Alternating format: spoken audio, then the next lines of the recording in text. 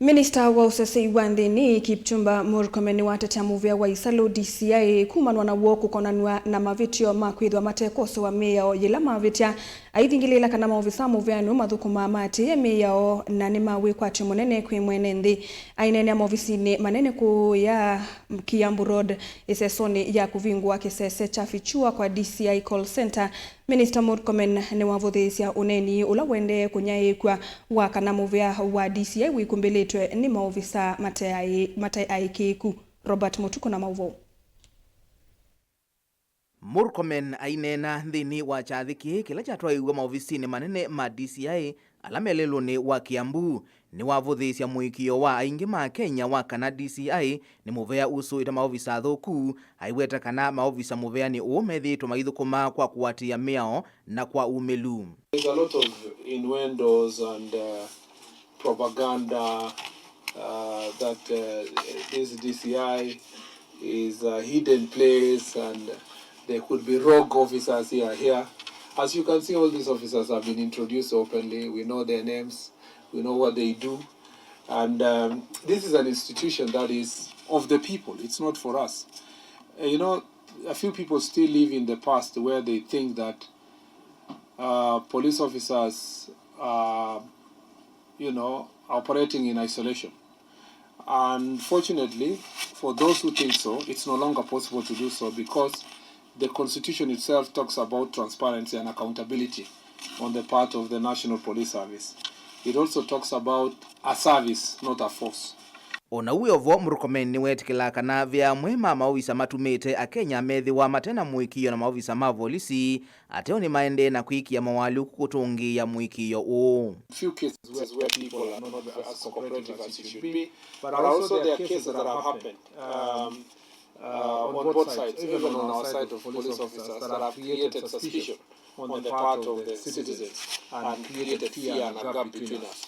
Our responsibility here through police reforms is to create a community that Kenyans can trust the National Police Service and trust the DCI. Yulu wa walanio umwe wafichua kwa DCI Murkomen waweta kana nukutetheesya vanene kulinda yanya ila ithiitwa vo kati wa enenthi na maovisaa ma polisi ndeto ilasya kwa rwambauni ambassador wa nthi ya UK Neil Wigan.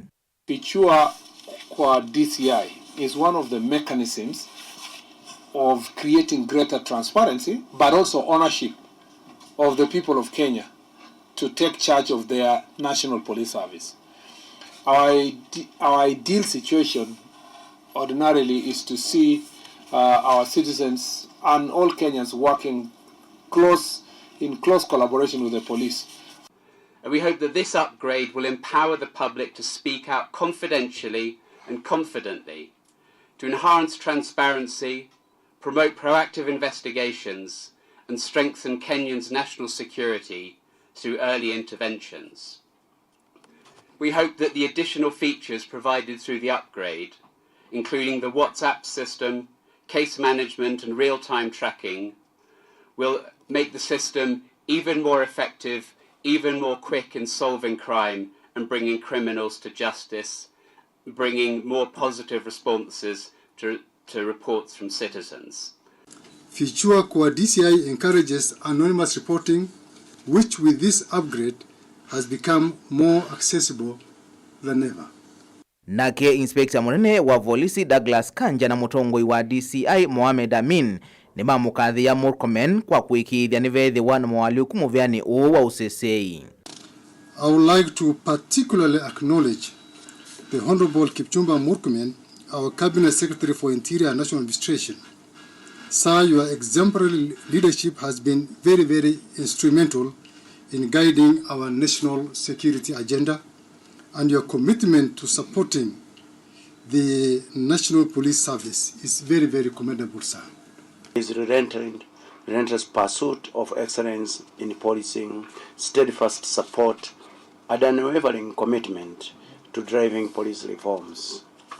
His invaluable policy guidance to my office has been instrumental in shaping the progressive direction of the National Police Service. Thini wa walanio wafichua kwa DCI UNN methi wa mayende kama nengana ya mauvo kwa DCI kuisila mutandao wa WhatsApp kana kwisila kukuna simu ila mona siko sia uvungulu wa muwo.